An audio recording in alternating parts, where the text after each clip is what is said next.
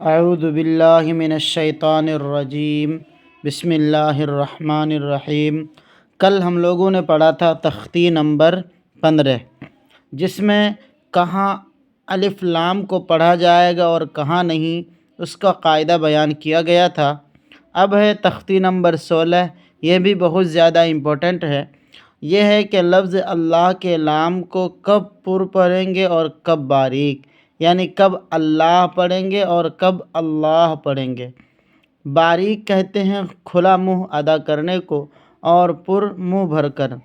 لفظ اللہ سے پہلے زبر یا پیش ہو تو لفظ اللہ کے لام کو پر پڑھیں گے، اور زیر ہو تو لفظ اللہ کے لام کو باریک پڑھیں گے۔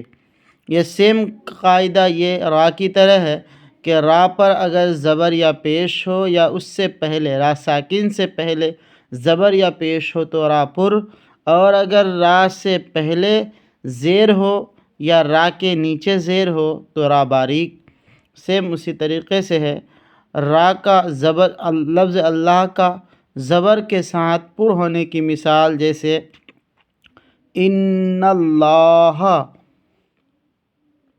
یہاں لفظ اللہ کا لام ہے اور اس سے پہلے نون پر زبر ہے، تو اس لام کو ہم پر پڑھیں گے اور پڑھا جائے گا ان اللہ، قال اللہ۔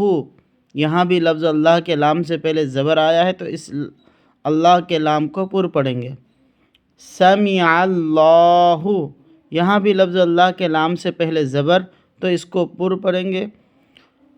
لفظ اللہ کے لام سے پہلے پیش آنے کی مثال کے پیش کے ساتھ لفظ اللہ کا لام پر ہوگا، جیسے حدود اللہ، دوسرا یرید اللہ، تیسرا خلق اللہ۔